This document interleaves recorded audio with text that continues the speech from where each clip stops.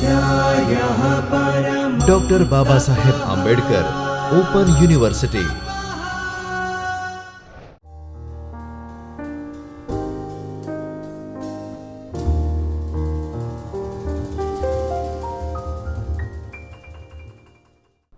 નમસ્કાર મિત્રો, ગુજરાત રાજ્યની એકમાત્ર open university doctor Baba Saheb Ambedkar open યુનિવર્સિટીના ચૈતન્ય સ્ટુડિયોમાંથી હું યોગેન્દ્ર પારેખ આપની સાથે આજે MA પાર્ટ 1ના અભ્યાસક્રમમાં સમાવિષ્ટ પ્રશિષ્ટ ગદ્ય કૃતિઓનો અભ્યાસ અંતર્ગત સત્યના પ્રયોગો વિશે વાત કરીશ. મિત્રો, અગાઉ આપણે આત્મકથાનું સાહિત્ય સ્વરૂપ વગેરે વિશે વાત કરી હતી. હવે આપણે સીધા કૃતિમાં પ્રવેશ કરીશું. આપ સૌ જાણો છો તેમ ગુજરાતી સાહિત્યની પ્રશિષ્ટ ગદ્ય કૃતિઓમાં મહાત્મા ગાંધીની આત્મકથા સત્યના પ્રયોગોનો સહેજે સમાવેશ થાય છે. સત્યના પ્રયોગો મોહનદાસ કરમચંદ ગાંધીની આત્મકથા છે. આપણે આત્મકથાના સાહિત્ય સ્વરૂપની ભાવભૂમિકા અગાઉ જોઈ ગયા છીએ. આપણે સૌ જાણીએ છીએ કે કોઈ પણ આત્મકથા લેખક બને ત્યાં સુધી પોતાના જન્મથી લઈને લખી રહ્યા છે ત્યાં સુધીના જીવનક્રમની કથા આલેખે છે. ગાંધીજીએ પણ પ્રથમ પ્રકરણમાં જન્મથી પોતાના વાતની શરૂઆત કરી છે. મૂળ વાત ગાંધી કુટુંબથી કરી છે. માતા પિતાનો પરિચય આપ્યો છે, પોતાના ગામનો પરિચય આપ્યો છે અને એ રીતે એ માત્ર મોહનદાસ કરમચંદ ગાંધી નામના વ્યક્તિની વિગતો બની ન રહેતા એક વિશિષ્ટ મહાનુભાવના જીવનના જુદા જુદા ખંડમાં આપણને આ આત્મકથા લઈ જાય છે અને અનેક રીતે એક નોંધપાત્ર વ્યક્તિત્વ હોવાના કારણે એ સમગ્ર દેશના ઇતિહાસનું એક મૂલ્યવાન દસ્તાવેજીકરણ પણ બને છે. તો આપણે સીધા હવે આત્મકથામાં પ્રવેશ કરીએ. સત્યના પ્રયોગો ગાંધીજી. પ્રથમ એકમમાં આપણે જુદા જુદા ખંડમાં ગાંધીજીના જુદા જુદા પ્રકરણો, આત્મકથાના પ્રકરણોને આપણે જોતા રહીશું. ગાંધી કુટુંબ મૂળ તો ગાંધીયાણાનો વેપાર કરતું. ગાંધીજીએ આ રીતે શરૂઆત કરી છે.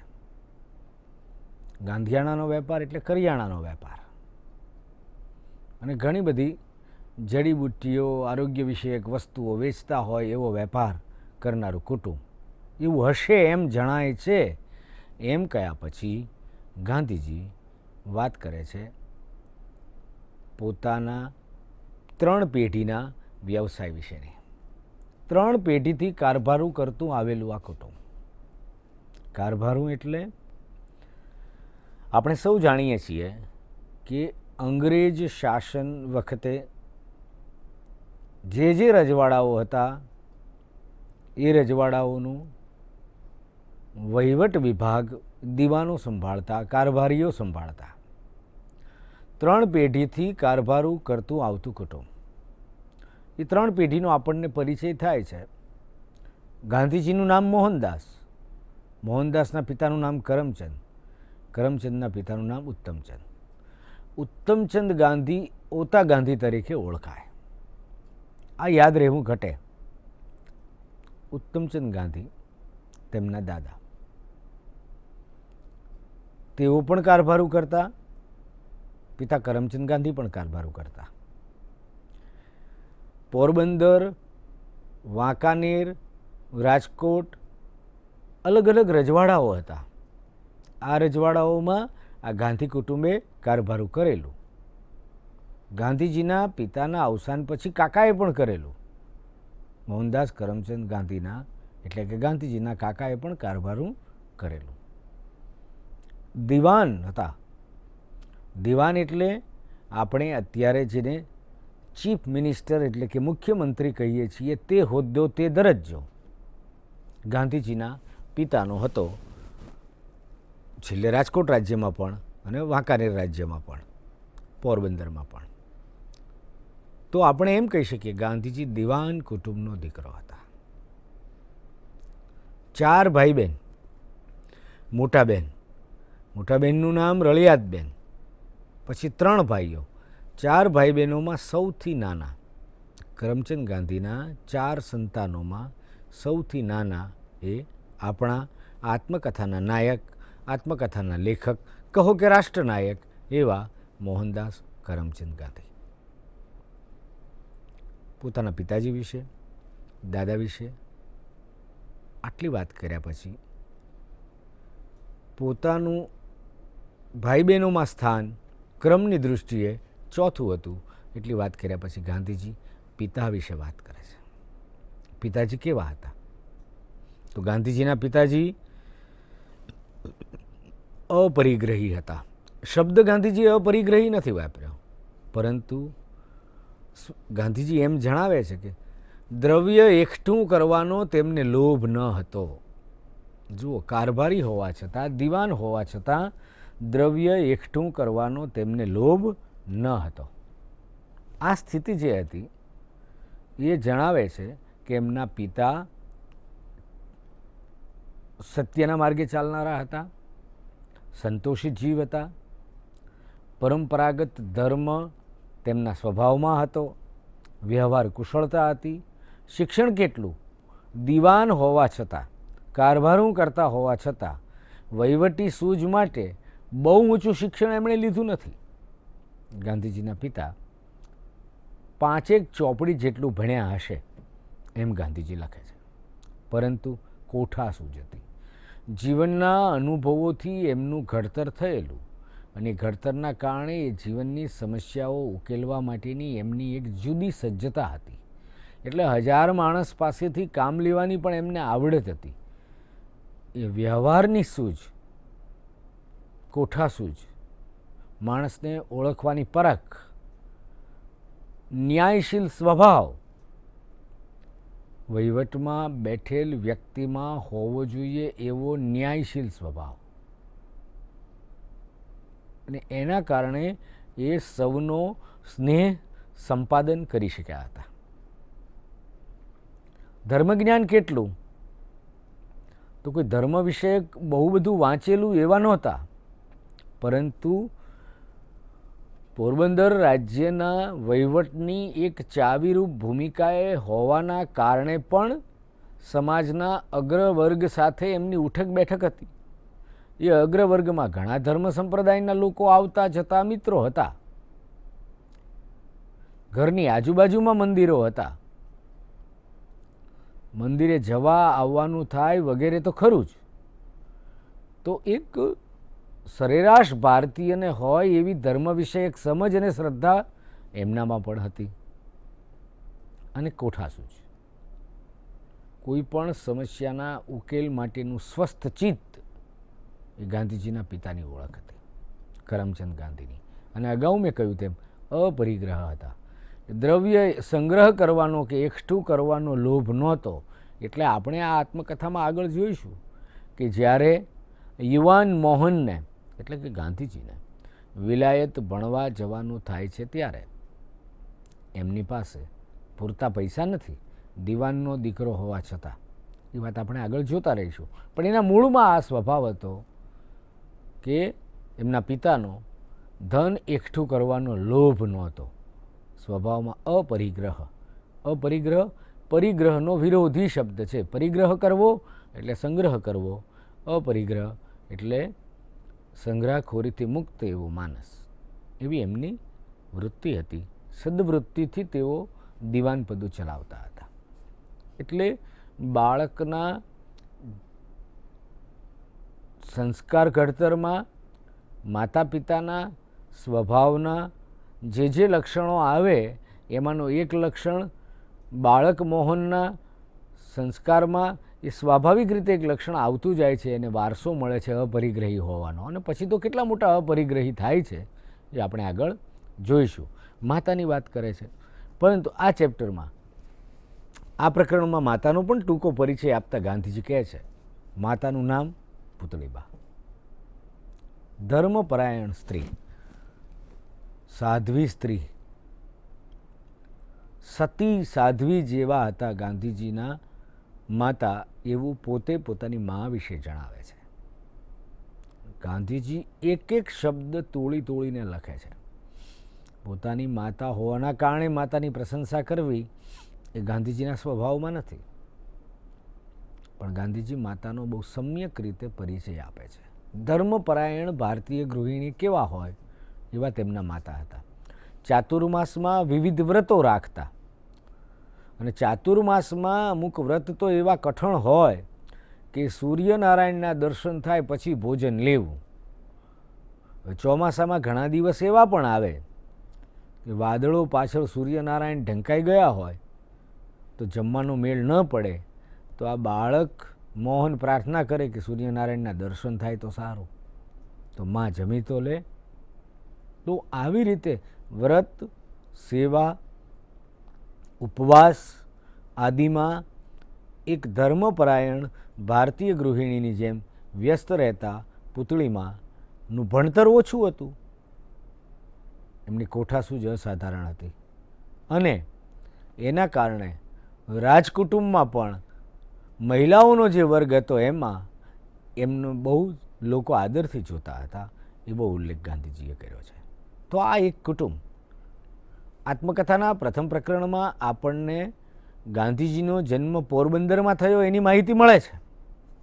ગાંધી કુટુંબ 3 પેઢીથી કારભારું કરે છે એની માહિતી મળે છે. અહીંયા એક વિશેષ વિગત ઉમેરવાનું મને મન થાય કે ગાંધી કુટુંબના 2-3 પેઢી પૂર્વે, એટલે કે પૂર્વજો મૂળ કુતિયાણાના હતા. આપણને આ આત્મકથામાં એ વસ્તુનો ઉલ્લેખ નથી, પરંતુ ગાંધીજીના કુટુંબી એવા પ્રભુદાસ ગાંધીએ દક્ષિણ આફ્રિકામાં ગાંધીજી સાથે રહેલા તે વખતના અનુભવોનું એક સુંદર પુસ્તક લખ્યું છે. એ પુસ્તક ગાંધી સાહિત્યના કોઈ પણ અભ્યાસુએ વાંચવા જેવું છે, જેમાં અને એ આત્મકથા જ એટલું જ, ગાંધીજીની આત્મકથા જેટલું જ રસપ્રદ છે. તો એ પ્રભુદાસ ગાંધીએ લખેલું એ પુસ્તક છે જીવનનું પરોઢ. તેમાં આ ગાંધી કુટુંબના પૂર્વજોનું વતન કુતિયાણા, જે પોરબંદરની નજીક આવેલું છે, તેનો ઉલ્લેખ થયેલો છે. ગાંધીજી લખે છે, માતા પિતાનો પરિચય આપ્યા પછી એમના શબ્દોમાં આપણે જોઈએ તો એ અવતરણ હું બોલું છું. આ માતા પિતાને ત્યાં હું સંવત 1925ના ભાદરવા વદ બારસના દિવસે, એટલે સને 1869ના ઓક્ટોબરની 2જી તારીખે પોરબંદર અથવા સુદામાપુરીમાં જન્મ પામ્યો. ગાંધીજીના શબ્દો છે. સાધારણ લેખક હોય તો શું લખે? મારો જન્મ થયો. ગાંધીજી શું કહે છે? જન્મ પામ્યો. હું ભાષાકીય રીતે આખી વાતને તપાસું છું ત્યારે મને એમ થાય છે કે જન્મ પામવો એ અસાધારણ ભેટ છે કુદરતની, અને પામ્યા છે એટલે સાર્થક કરવાનો એમણે પ્રયાસ કર્યો. તો જુઓ વિશિષ્ટતા શું છે કે સૌ પ્રથમ એમણે સંવતમાં પોતાનું જન્મ વર્ષ બતાવ્યું છે, પછી અંગ્રેજી વર્ષ બતાવ્યું છે 1869. એમ સંવત 1925. તો સંવત અને અંગ્રેજી વર્ષ વચ્ચે 56 વર્ષનો તફાવત હોય છે. આજે આપણે 2019માં આ વાત કરીએ છીએ ત્યારે એમાં 56 વર્ષ ઉમેરો એટલે હાલમાં ચાલતું સંવત આપણને મળી જાય કે સંવતનું, વિક્રમ સંવતનું કયું વર્ષ ચાલે છે, તો 56 વર્ષ ઉમેરવાના. ચાલુ અંગ્રેજી વર્ષની જે ક્રમ હોય વર્ષ 2019 એમાં વત્તા 56 એટલે આપણને સંવત મળે. આ વિદ્યાર્થી મિત્રો ખાસ એ ધ્યાન રાખીએ આપણે. તો ગાંધીજી ભારતીય પરંપરા, સંસ્કૃતિ વગેરે સાથે એટલા લગોલગ છે કે તેમણે સંવતમાં નિર્દેશ કર્યો જન્મ વર્ષનો, પછી અંગ્રેજી વર્ષમાં કર્યો, અને છેલ્લે શું લખ્યું? પોરબંદર અથવા સુદામાપુરી. તો પોરબંદરનું પ્રાચીન નામ શું છે? સુદામાપુરી. ત્યાં હું જન્મ પામ્યો. આગળ આપણે જોઈએ ગાંધીજીના બચપણ વિશે.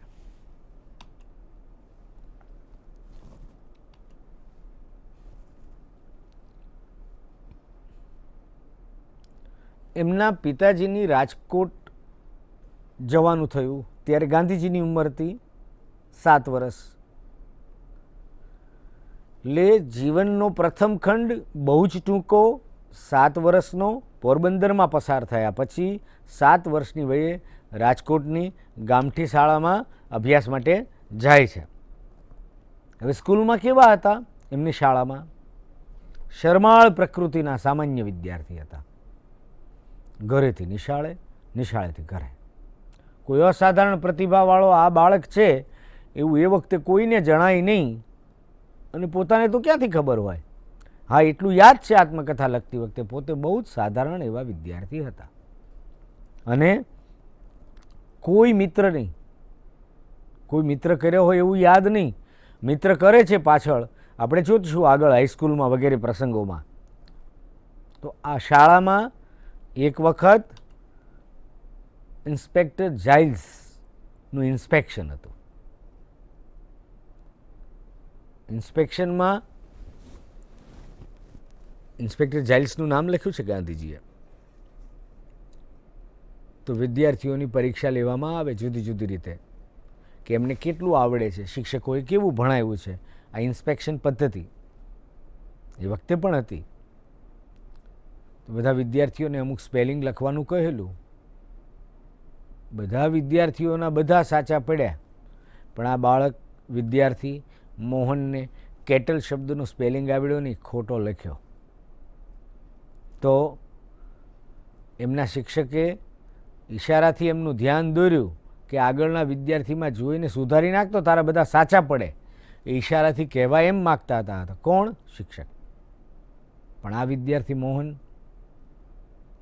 એ આગળ બેઠેલા વિદ્યાર્થીમાંથી જોઈને ચોરી કરતા નથી. આખી જિંદગી ગાંધીજીને ઘણું બધું આવડ્યું, પણ ચોરી કરતા ન આવડ્યું. નાનપણનો આ પ્રસંગ જ બતાવે છે કે પ્રારંભે આવી તક પોતાના ઉપરી એટલે કે પોતાના શિક્ષક તરફથી મળી હોવા છતાં એ તકનો ઉપયોગ કરતા નથી. તક વેડફાય છે અને ઈમાન બચી જાય છે, અને જીવન તો પછી એક શિખરો સર કરવાનું છે. એટલે એ આગળના વિદ્યાર્થીમાંથી સ્પેલિંગ જોઈ લેવાની કે ચોરી કરવાની ચેષ્ટાથી બચી જાય છે. આ પ્રસંગ એ રીતે ખૂબ જાણીતો બન્યો છે, અને દરેક શાળામાં વિદ્યાર્થીઓના અભ્યાસક્રમમાં કોઈને કોઈ રીતે આ વાત આવતી જાય એવું આપણા શિક્ષણમાં, પ્રાથમિક શિક્ષણમાં અગાઉ અનેક વખત આ પ્રસંગ મૂકાતો ગયો છે. બાળપણમાં 2 યાદગાર ઘટના બને છે જે ખૂબ જાણીતી છે.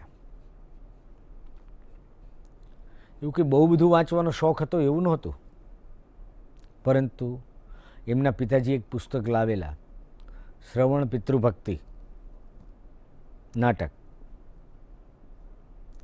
અને એ પુસ્તક એમણે વાંચ્યું. પછી જોશો તો એક જમાનો એવો હતો કે કાચના એક એવા યંત્રો આવતા કે જેમાં ગોળામાં બાળકો થોડાક પૈસામાં પેલું દર્શન કરાવતા જુદા જુદા ચિત્રોનું. એમાં એ શ્રવણ પોતાના માતા પિતાને કાવડમાં બેસાડીને લઈ જાય છે એવી તસવીર એ કાચના બોક્સમાં, એક પેટીમાં એમણે જોઈ. એની પણ એમના ચિત્ત ઉપર અસર હતી. શ્રવણ પિતૃભક્તિ નાટક વાંચ્યું એટલે એમને એમ થયું કે શ્રવણ માતા પિતાની કેટલી સેવા કરે છે. બાળપણમાં જોયેલું એક ચિત્ર એની આ અસર હતી. એ ચિત્ર ચલચિત્ર નહોતું, સિનેમા નહોતું, એક તસવીર હતી. કાચની પેટીમાં જોયેલી તસવીર થોડી વિશાળ થઈ હોય, એનલાર્જ થઈ હોય, જુદા જુદા સંદર્ભોમાં બીજા પણ ચિત્રો જોયા હોય એ વખતે, પણ આ ચિત્ર એમના મનમાં અંકિત થઈ ગયું, એમની ચેતનામાં, અને બીજું કે સત્યવાદી હરિશ્ચંદ્ર આખ્યાન આવ્યું, અને એ આખ્યાન એ નાટક એમણે જોયું. નાટક એકવાર જોયું, પણ ગાંધીજી લખે છે કે મનમાં ભજવાયું અનેક વાર. આ નાટક મનમાં અનેક વાર ભજવાયું, સતત એમની ચેતનામાં એ ચાલ્યા કરે છે. અને એક વિચાર આવે છે કે બધા હરિશ્ચંદ્ર જેવા કાં ન થાય. એમનો શબ્દ આ છે, બધા હરિશ્ચંદ્ર જેવા કાં ન થાય. માત્ર પોતે જ હરિશ્ચંદ્ર જેવા બને એમ નહીં. સત્યનું પાલન કરવા માટે રાજા હરિશ્ચંદ્રએ વેઠેલા કષ્ટો વેઠવા પડે તો વેઠવા, પણ સત્ય ન છોડવું, એવી સમજણના બીજ આ હરિશ્ચંદ્ર નાટક જોયા પછી એમની ચેતનામાં વવાયા. મિત્રો,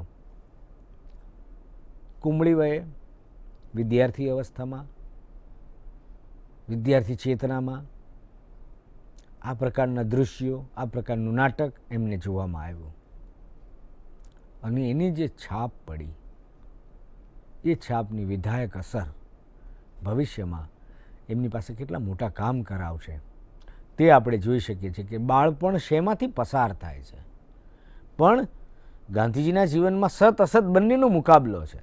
અને કિશોરવય સુધીમાં ઘણી ભૂલો પણ આવે છે, એ આપણે આગળ જોતા રહીશું. કે એવું જ નથી કે બધું ઉત્તમ બનતું ગયું અને એમ ઘડતર થતું ગયું, ભૂલો પણ થતી ગઈ. કસોટીઓ પણ કેવી આવે છે કે એ વખતે આપ જોશો તો આગળનું એક પ્રકરણ છે બાળ વિવાહ. તો 13 વર્ષની ઉંમરે એમના વિવાહ થયા. વિવાહ એટલે સગાઈ નહીં, ફોડ પાડીને ગાંધીજી કહે છે. એ વખતે બાળ લગ્નો થતા, અને 13 વર્ષની ઉંમરે લગ્ન એટલે 1869માં એમનો જન્મ. 13 વર્ષની ઉંમરે લગ્ન. ઓક્ટોબરમાં ગાંધીજીનો જન્મ થયો છે, એપ્રિલમાં કસ્તુરબાનો જન્મ થયો છે. એટલે કસ્તુરબા મોટા છે ગાંધીજી કરતાં. એપ્રિલ અને ઓક્ટોબરનો જે ફરક છે એટલા 5.5 મહિના જેટલો ફરક છે. 11 એપ્રિલ કસ્તુરબાનો જન્મદિવસ છે. તો પોરબંદરમાં આપ જુઓ તો એમના ઘરથી થોડાક જ પાછળની શેરીમાં કસ્તુરબાનું ઘર છે, જે આજે સ્મારક તરીકે છે. 13 વર્ષની ઉંમરે એમની સગાઈ થઈ.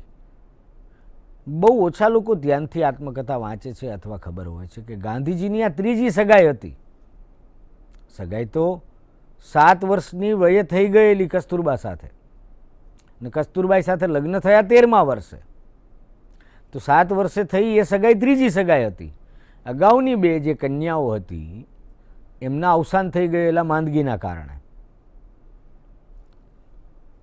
તો કેટલી નાની ઉંમરે સગાઈ થઈ જતી અને લગ્ન થતા, એ વાત મહાત્મા તરીકે જાણીતા થયા પછી ગાંધીજી પોતાની આત્મકથામાં લખે છે.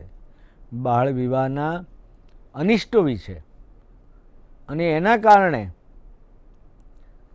વિદ્યાર્થીનું અને સમાજ જીવનમાં એક કુરીતિ તરીકે આ બાળ વિવાહ જે પ્રચલિત હતા એની નિરાંતે એમણે વાત કરી છે. એમણે ચોખ્ખું લખ્યું છે કે આજે હું 13 વર્ષની ઉંમરના બાળકોને જોઉં છું ત્યારે મને સમજાય છે કે મને આ ઉંમરે મારા લગ્ન થઈ ગયેલા. એ બાબતમાં એમને અફસોસ થાય છે, ચિંતન એમણે કર્યું છે, અને એ ભારતીય સમાજની કુરીતિ પ્રત્યે એમણે ધ્યાન દોર્યું છે. આજે આપણે જે જમાનામાં બેઠા છીએ ત્યાં તો લગ્ન વયના કાયદાઓ પણ થઈ ગયા છે, પરંતુ કાયદાના સૌથી મોટા રખવાળા જેવા બેરિસ્ટર મોહનદાસ કરમચંદ ગાંધી, જ્યારે બાળ લગ્ન અંગેનો કોઈ કાયદો નહોતો ત્યારે એ જમાનામાં એમના બાળ લગ્ન થયેલા. પિતાજી દિવાન હતા, એક સુધારક કહી શકાય એવું અગ્ર કુટુંબ રાજ્યનું. એનો દીકરો 13મા વર્ષે પરણે છે. કુટુંબમાં 3 જણાના એક સાથે લગ્ન થાય છે. વચેટ ભાઈ છે એમના પણ લગ્ન. બીજો એક સંબંધીનો દીકરો છે. 3ના લગ્ન એક સાથે પતાવવાની ગણતરી છે.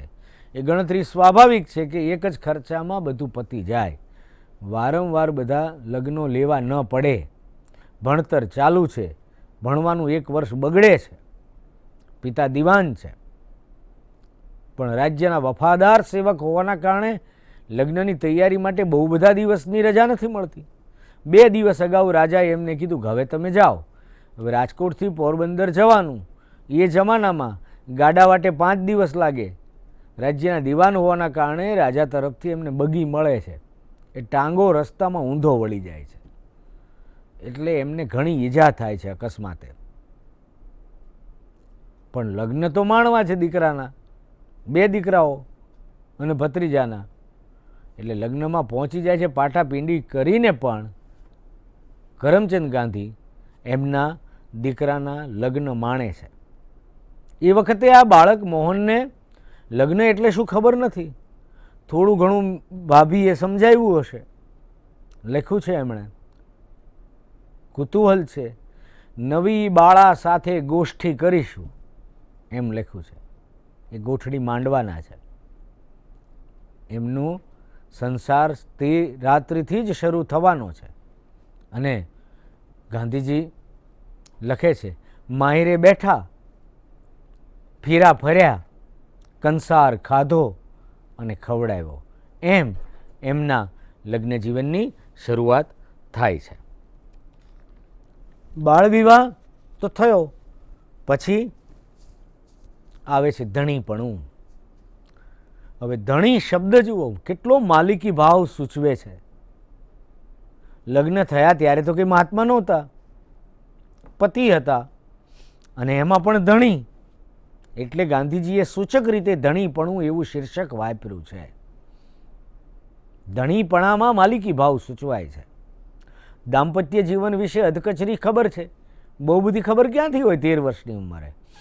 પણ એ જમાનામાં ચોપાનિયા વેચાતા, નાનકડી પુસ્તિકાઓ છપાતી, દાંપત્ય જીવન પ્રસન્ન કેવી રીતે રાખવું, જીવનનો પ્રારંભ કેવી રીતે કરવો, કેવી રીતે જીવવું પરસ્પર વગેરે જે કંઈ જ્ઞાન મળ્યું એ આવા ચોપાનિયા કે પત્રિકામાંથી મેળવ્યું. એટલે એટલું સમજ પડે છે કે એક પત્નીવ્રત જાળવવું, પત્નીને વફાદાર રહેવું, આ સમજ સંસ્કાર તરીકે આવે છે. સત્યનો તો નિરંતર શોખ છે. ગાંધીજીએ કહ્યું સત્યનો તો શોખ જ હતો. સત્ય પછી તો સત્ય જીવન જ સત્યમય થાય છે. પણ સમાંતરપણે એવી સમજ પણ વિકસે છે કે એક પત્નીવ્રત પાળવું પણ એક પતિવ્રત પળાવવું. ઉંમર કાચી, ટીનેજ આપણે જેને કહીએ છીએ એવી ઉંમર, 13, 14, 15, 13, 14, 15 વર્ષની વયે પત્ની સાથે કેટલી દાદાગીરી થઈ શકે એ બધી કરવી, એમ લખ્યું છે. તો એનો અર્થ એવો થાય કે શું ગાંધીજીનું દાંપત્ય જીવન પ્રારંભે ક્લેશમય હતું? ના, એની ચોખવટ એમણે કરી છે. પણ શંકા કરવાની ટેવ છે. મંદિરે જવું હોય તો પણ મને પૂછીને જવું એવો એમનો આગ્રહ તો છે જ. એટલે શરૂઆતમાં એવી કડવાશ થતી બંને વચ્ચે. પતિ પત્ની તરીકે કલ્પીએ આપણે મોહનદાસ કરમચંદ ગાંધી અને કસ્તુરબા, એમ જોઈએ તો આપણને એમ લાગે ઓહો આ માણસના જીવનમાં આવું હતું. પણ આપણે 14-15 વર્ષના પતિ પત્નીને જોઈએ તો આપણને સમજાય કે તે સમયના ગુજરાતી સમાજમાં પતિ હોવા વિશેની અલ્પ સમજ સાથે સંસારમાં જેણે ડગલું માંડ્યું છે એવો મોહનદાસ નામનો યુવાન કેવી રીતે પત્ની સાથે વર્તતો હશે. પણ સમગ્ર સંસારને, પોતાના વાચકને, પોતાના અનુયાયીને અને સમગ્ર ભારતીય પ્રજાને કે વિશ્વ પ્રજા સમક્ષ પોતે જેવા છે એવા રજૂ થવું, પોતે જેવા હતા એવા રજૂ થવું, એવી એક એમના મનમાં સ્પષ્ટ સમજ છે. એટલે જ એમણે પ્રસ્તાવનામાં કહ્યું છે કે કહેવા જેવી એક પણ વાત હું છુપાવવાનો નથી. તેમાં પોતે પોતાની પત્ની પ્રત્યેના માલિકી ભાવને દર્શાવ્યો છે. ધણીપણું પ્રકરણમાં પણ એમને થાય છે કે મારી પત્ની ભણે તો સારું. નિરક્ષર હતા, પતિની રજા વગર ક્યાંય જવું નહીં એવો આગ્રહ, જડ આગ્રહ રાખનારા મોહનદાસને એમ થાય કે પત્ની ભણે તો સારું. ત્યાં પણ પોતાની નબળાઈ છતી થાય છે. એ નબળાઈ ભણાવવા વિશેની ક્ષમતાનો પ્રશ્ન નથી. શિક્ષક રાખીને પણ ભણાવવાનો પ્રયોગ કરી જોયો છે, પણ પોતાને ભણાવવાની ઈચ્છા થાય છે કે કસ્તુરબાઈ ભણતા થાય. ભણાવવાનો પ્રયત્ન સમય ક્યારે મળે તો કે રાત્રે. કેમ રાત્રે? તો કે દિવસ દરમિયાન વડીલોની સામે તો ભણાવવા બેસાય નહીં. આ અમાન્ય હતી, આ મર્યાદીપણું હતું. મર્યાદી એટલે મર્યાદાઓ. આ મર્યાદીપણું સાચવવામાં એ કસ્તુરબાઈને દિવસે ભણાવી શકતા નથી, રાત્રે ભણાવવાની ઈચ્છા થાય, પણ એ વખતે પોતે એવું ચોખ્ખું કહ્યું છે કે વિષયેચ્છાના કારણે એમનું ધ્યાન ભણાવવા તરફ જતું નહીં. પત્ની સંગ માટેની તીવ્રતા એમના મનમાં જે છે એ તીવ્રતાના કારણે એમનું ધ્યાન ભણાવવામાં રહેતું નથી. એટલે ગાંધીજીએ લખ્યું છે કે મારું મન જો વિષયથી દૂષિત ન થયું હોત તો કસ્તુરબાઈ વિદુષી થયા હોત. કસ્તુરબાઈમાં એક ક્ષમતા પડી હતી, પણ ગાંધીજી એમને ભણાવી શકતા નથી. યુવાન વયે માંડ સાધારણ કહી શકાય એવું ગુજરાતી વાંચતા લખતા કસ્તુરબાઈ શીખે છે, એવો ઉલ્લેખ ગાંધીજીએ કર્યો છે. 16 થી 19 વર્ષની ઉંમરમાં ભાગ્ય બહુ ઓછું રહે. આમ 3 વર્ષમાં અડધો પડધો સમય તો પિયરની આવન જવન ચાલુ રહે છે અને રહેવાનું થાય છે. હાઈસ્કૂલમાં એક પ્રકરણ છે, આગળનું 5મું પ્રકરણ હાઈસ્કૂલમાં. હાઈસ્કૂલમાં ત્રણેય ભાઈઓ એક જ સ્કૂલમાં છે, શિક્ષકોના પ્રીતિપાત્ર છે. 5મા ધોરણમાં ગાંધીજીને 5મા ધોરણમાં અને 6ઠ્ઠા ધોરણમાં અનુક્રમે 4 રૂપિયા અને 10 રૂપિયાની શિષ્યવૃત્તિ પણ મળી છે. પણ પેલી સત્યનિષ્ઠાના કારણે આપણને જણાવે છે કે બહુ હોશિયાર હતા એટલે શિષ્યવૃત્તિ મળી હતી એમ નહીં. શિષ્યવૃત્તિ આપવાનો એક નિયમ એવો હતો કે સોરઠ પ્રાંતના વિદ્યાર્થીઓને આટલી મળે. તો સોરઠ પ્રાંતના એ પ્રદેશના વિદ્યાર્થીઓની સંખ્યા બહુ વધારે નહોતી. મૂળ 40-50 વિદ્યાર્થીઓમાં પોતે શિષ્યવૃત્તિને લાયક ઠરે એ એમની પ્રતિભા બહુ ઉત્તમ હતી, એના કારણે નહીં, પણ સંખ્યા ઓછી હોવાના કારણે ક્રમ મળી ગયો અને તેથી આ શિષ્યવૃત્તિને પાત્ર થયા હતા. શિક્ષકોના પ્રીતિપાત્ર હતા. ભણવાનું ગમવા લાગ્યું હતું. સાવ સાધારણ વિદ્યાર્થી હવે નહોતા રહ્યા, શાળામાં હતા એવા. હાઈસ્કૂલમાં કસરત ફરજિયાત હતી. કસરત અને ક્રિકેટ. કસરત ફરજિયાત નહીં હોવી જોઈએ એવું એમના મનમાં સ્પષ્ટ હતું યુવાન વયે. પછી એમણે લખ્યું છે, પાછળથી મને સમજાયું કે શિક્ષણમાં શારીરિક કેળવણીને પૂરતું મહત્ત્વ આપવું જોઈએ. કસરતનું બીજું કારણ એ હતું કે પિતાજીની સેવા. કસરત પ્રત્યે અણગમો હતો કે ઘરે જઈને પિતાજીની સેવા કરું, કારણ કે એમના પિતાજી બીમાર હતા. માંદગીમાં એમની સેવા કરવી એમને પ્રથમ કર્તવ્ય લાગતું હતું. એટલે એમને લાગતું કસરતમાં હું શું કામ મારો સમય વ્યતીત કરું. પછી તો પિતાજીની ચિઠ્ઠી મળી કે તે એના સમયનો ઉપયોગ મારી સેવાની પાછળ કરે છે, તેથી એને કસરતમાંથી મુક્તિ આપવી અને કસરતમાંથી મુક્તિ મળે છે. એવી રીતે ગાંધીજી પિતાજીની સેવા કરે છે એ પેલું દ્રશ્ય એમના મનમાં પડ્યું છે, શ્રવણ પિતૃભક્તિવાળું, અને નિરંતર એ સેવા કરવાની એમને તક મળે છે. હાઈસ્કૂલમાં વિષય પસંદગીની બાબતમાં એમને એમ થયું કે ફારસી શીખવું કે સંસ્કૃત. ફારસી જે શીખવાડતા હતા એ શિક્ષકનો સ્વભાવ બહુ સરળ હતો, સહજતાથી વાત કરતા, સ્વભાવના કડક નહોતા. એટલે બધા વિદ્યાર્થીઓ ફારસી વધારે રાખતા હતા. પણ એમના સંસ્કૃતના શિક્ષક જે હતા કૃષ્ણાશંકર, એમણે જાણ્યું કે આ મોહન તો ફારસી રાખવાનો છે, એટલે એમણે કહ્યું કે તારે તો સંસ્કૃત ભણવું જોઈએ. એમનો સ્વભાવ થોડો કડક હતો, એવી છાપના કારણે લોકો સંસ્કૃત ઓછું રાખતા. પણ ગાંધીજીએ ખૂબ આભાર માન્યો છે એમના શિક્ષક કૃષ્ણાશંકરનો એમની આત્મકથામાં કે તેમના કહેવાથી તેમણે સંસ્કૃત રાખ્યું. સંસ્કૃત વિષયમાં આગળ અભ્યાસ કરવો જોઈએ. આ વિષયમાં આગળ જતાં રસના ઘૂંટડા ભર્યા છે એવું શિક્ષકે તેમને સમજાવ્યું. અને સંસ્કૃત જેટલું પણ શીખ્યા તે સમયે હાઈસ્કૂલમાં કૃષ્ણાશંકર માસ્તર પાસે શીખ્યા એ જ એમના જીવનમાં એટલું એમને આજીવન ઉપયોગી રહ્યું. પણ વધુ સંસ્કૃત ન શીખ્યા એમનો એમને કાયમ માટે અફસોસ રહી ગયો. એટલે એમણે લખ્યું છે ખાસ ગાંધીજીએ કે ભારત વર્ષના ઉચ્ચ શિક્ષણમાં સ્વભાષા ઉપરાંત રાષ્ટ્રભાષા હિન્દી. ત્યારે પણ ગાંધીજીના મનમાં સ્પષ્ટ છે, આત્મકથા લખે છે ત્યારે 55-56 વર્ષની ઉંમરે લખવાની શરૂ કરી. હિન્દી રાષ્ટ્રભાષા એવું સ્પષ્ટ છે. એટલે સ્વભાષા ઉપરાંત રાષ્ટ્રભાષા હિન્દી, સંસ્કૃત, ફારસી, અરબી અને અંગ્રેજીને સ્થાન હોવું જોઈએ. આટલી ભાષાઓ તો ઉચ્ચ શિક્ષણમાં આપણે શીખવી જ જોઈએ, આવું ગાંધીજી આગ્રહ રાખે છે. પાછું કહે છે પણ ખરા, આટલી બધી સંખ્યાથી ડરી જવાનું કોઈ કારણ નથી એમ સમજાવતા એવું કહે છે કે જેની માતૃભાષા સારી છે એને બીજી ભાષા શીખવામાં ઘણી સરળતા રહે છે. અને ભાષાના કુળો વિશેની જાણકારીના કારણે બીજી કઈ કઈ ભાષા શીખવામાં સરળતા રહે એ પણ એમણે થોડું સંક્ષિપ્તમાં આપણને આત્મકથામાં દર્શાવ્યું છે. અને ખાસ એમણે કહ્યું છે કે દરેક હિન્દુ બાળકે સંસ્કૃત ફરજિયાત શીખવું જોઈએ. પોતે સંસ્કૃતને વધારે ન શીખી શક્યા તેનો એમણે પસ્તાવો વ્યક્ત કર્યો છે. આમ પ્રથમ 5 પ્રકરણમાં આપણે અત્યારે એકમ 1ના વિભાગ અમાં આ 5 પ્રકરણ વિશેની વાતને સમજ્યા. તો આપણે જોઈશું તો જણાશે કે જન્મથી લઈને હાઈસ્કૂલ સુધીમાં 2 મહત્ત્વના પ્રસંગો એમના ચિત્ત પર અસર કરે છે. શ્રવણ પિતૃભક્તિ નાટકનું વાંચન આપણે યાદ રાખવાનું છે. સત્યવાદી હરિશ્ચંદ્ર નાટક જોયા પછી એમના ચિત્તમાં જે સત્યના સંસ્કારો રોપાય છે તે હદે રોપાય છે કે મરતા પણ સત્ય ન છોડવું એવી એમની સમજ વિકસે છે.